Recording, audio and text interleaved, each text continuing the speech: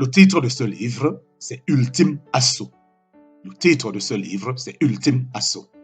Il est écrit par le bien-aimé frère Rick Joyner. Nous sommes présentement au chapitre 1, petit 2. Chapitre 1, petit 2. Au-dessus des prisonniers, le ciel était noir de vautours portant le nom dépression.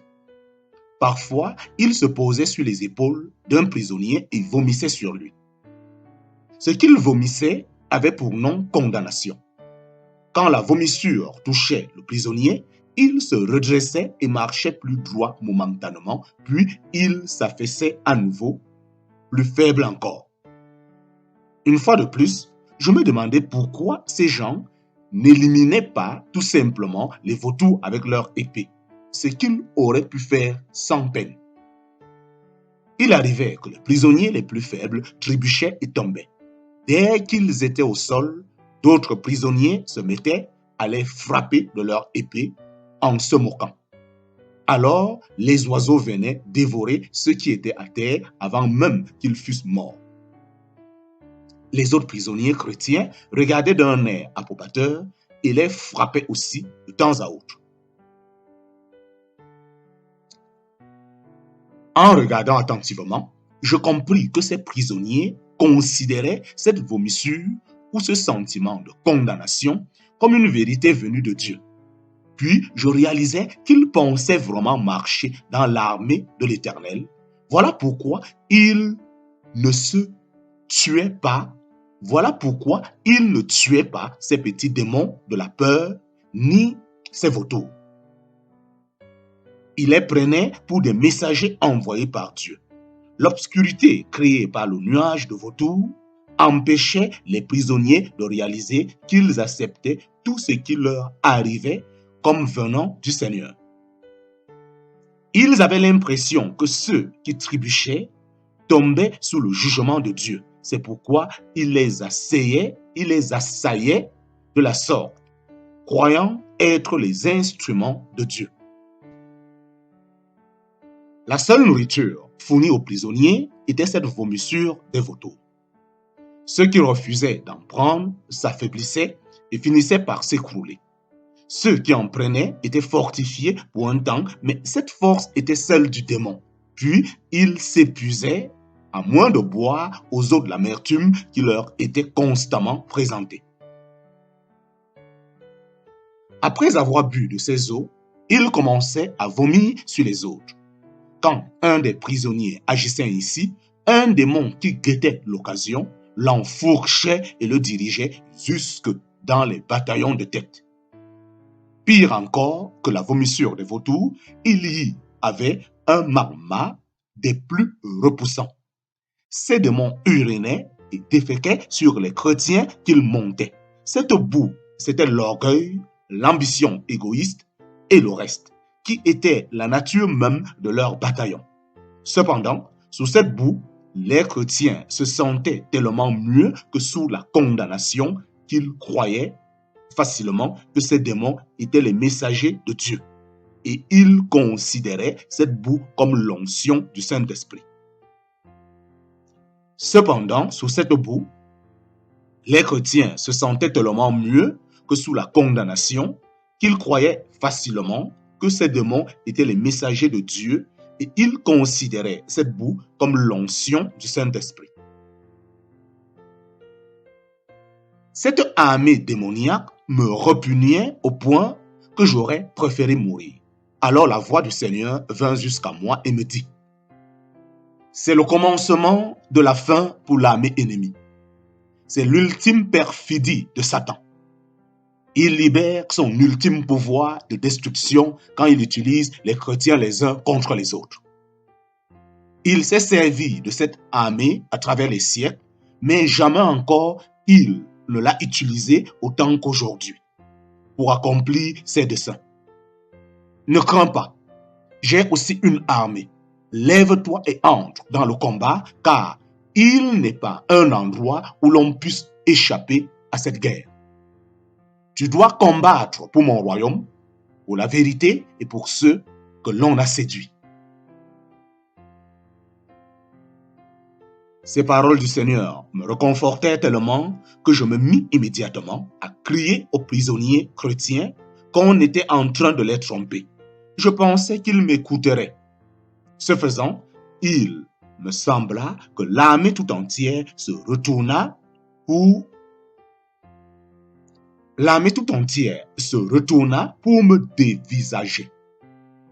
La peur et la dépression qui planaient sur eux se dirigèrent vers moi. Je continuai à crier, pensant que les chrétiens se réveilleraient et comprendraient la situation. Bien au contraire, la plupart d'entre eux prirent leurs flèches pour m'attaquer. Les autres restaient hésitants, ne sachant que penser de moi. Je compris alors que ma démarche était prématurée et que j'avais commis une grosse erreur. Début de l'offense. Début de l'offensive. Début de l'offensive. Je me retournai alors et vis l'armée du Seigneur debout derrière moi, bien moins nombreuse et pourtant composée de milliers de soldats. Ce qui me troubla et me désespéra fut de réaliser qu'il y avait en réalité beaucoup plus de chrétiens asservis par le malin qu'il n'y en avait dans l'armée du Seigneur. Je compris aussi que ce combat imminent serait considéré comme la grande guerre civile chrétienne. En effet, rares seraient ceux qui discerneraient quelle puissance serait à l'origine de ce conflit. J'examinais de plus près l'armée du Seigneur et il me semblait que la situation était des plus décourageantes. Un très petit nombre de soldats avait revêtu toute l'armure. Ils étaient nombreux à n'en avoir qu'une ou deux parties. Certains n'en avaient même pas du tout. On comptait déjà beaucoup de blessés. La plupart de ceux qui portaient leur armure entière ne tenaient cependant qu'un petit bouclier qui, je le savais, ne suffirait pas à les protéger de l'assaut imminent. En outre, à ma surprise, la majorité de ces soldats étaient des femmes et des enfants. Et faute de formation, seulement une minorité de ceux qui avaient revêtu l'armure complète savaient l'utiliser.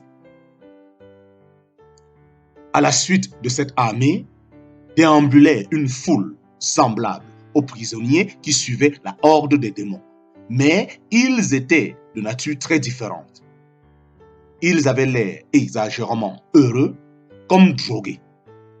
Ils s'amusaient, chantaient, festoyaient et erraient d'un petit camp à l'autre, ce qui me rappela la fête de Woodstock.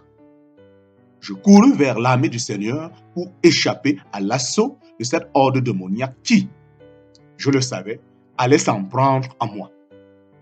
De toute évidence, c'était nous qui allions nous faire massacrer. Cette foule qui suivait l'armée m'inquiétait particulièrement et j'essayais d'élever la voix au-dessus de la clameur afin de les avertir de l'imminence du combat. Quelques-uns seulement purent m'entendre, mais ils me firent le signe de la paix, me disant qu'ils ne croyaient pas à la guerre et que le Seigneur ne permettrait pas qu'il leur arrive malheur.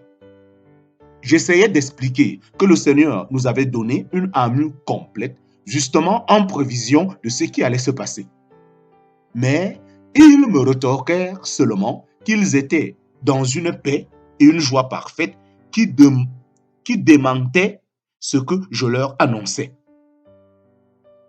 Je me mis à prier ardemment le Seigneur pour qu'il agrandisse les boucliers de ceux qui portaient des armes, afin de protéger ceux qui n'étaient pas prêts pour le combat. Puis un messager vint vers moi et me donna une trompette en me disant de l'utiliser rapidement. C'est ce que je fis et ceux qui étaient au moins partiellement armés réagirent immédiatement en claquant des talons. On leur apporta d'autres armes, dont ils se revêtirent rapidement. Je remarquai que ceux qui avaient des blessures ne les recouvraient pas d'armure, mais avant d'avoir eu le temps de dire quoi que ce soit, les flèches ennemies commencèrent à pleuvoir sur nous.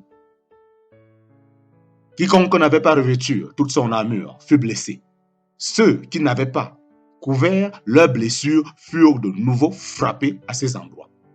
Ceux qui étaient frappés des flèches de la calomnie se mettaient immédiatement à calomnier ceux qui n'étaient pas blessés. Quand c'était la médisance, ils se mettaient à médire.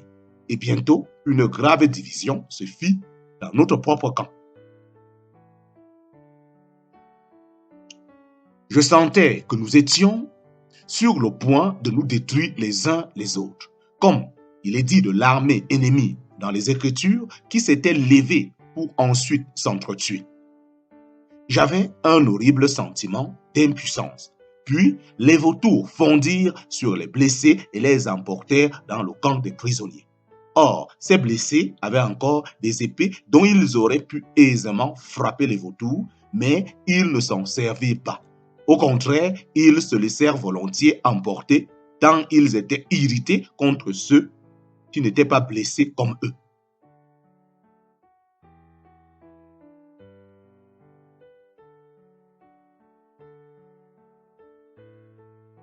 Tout à coup, je pensais à la foule qui suivait l'armée et je courus pour savoir ce qui leur était arrivé. Chose incroyable, leur situation était pire encore. Des milliers gissaient à terre, blessés et gémissants. Le ciel au-dessus d'eux était noir de vautours qui les enlevaient pour les faire prisonniers de l'ennemi. Un grand combat de ceux qui n'étaient pas blessés était assis. Un grand nombre de ceux qui n'étaient pas blessés étaient assis, frappés de stupeur, incrédules, et eux aussi étaient emportés sans peine par les vautours. Quelques-uns avaient bien essayé de les chasser, mais leur âme n'était pas adéquate et les vautours avaient même ignoré leur tentative. La colère des blessés était telle qu'ils menaçaient et écartaient quiconque tentait de les aider. Cependant, ils étaient dociles et soumis aux vautours. Ceux de cette foule qui n'avaient pas été blessés et avaient tenté de s'opposer aux vautours se mirent à fuir le champ de bataille. Ce premier affrontement fut si dévastateur que j'avais envie de faire comme eux. Puis, avec une promptitude étonnante, certains de ceux qui s'étaient enfuis commencèrent à revenir entièrement revêtus d'armure et portant un grand bouclier à la main. Ce fut le premier petit signe d'encouragement dont je me souviens. Ces guerriers qui revenaient ne faisaient plus la fête, mais il y avait à la place une détermination impressionnante. Je compris qu'ils s'étaient laissés abuser une fois, mais qu'ils ne se laisseraient pas faire une deuxième fois. Ils commencèrent à prendre la place de ceux qui étaient tombés et même à former de nouveaux rangs pour protéger les flancs et les arrières. Ainsi, le courage de toute l'armée fut renouvelé et décuplé. Chacun trouva la détermination de se lever et de reprendre le combat. Immédiatement, 3 grands anges, foi, espérance et amour, vinrent soutenir l'armée. Tandis que nous les regardions, la totalité de nos boucliers se mit à s'agrandir. C'était merveilleux de voir avec quelle rapidité le désespoir s'était mué en foi. Une foi solide, vraiment éprouvée par l'expérience. La voix élevée. La voix élevée. À présent, chacun avait une épée, la parole de Dieu et des flèches dont le nom était des vérités bibliques diverses. Nous voulions attaquer à notre tour, mais ne savions pas.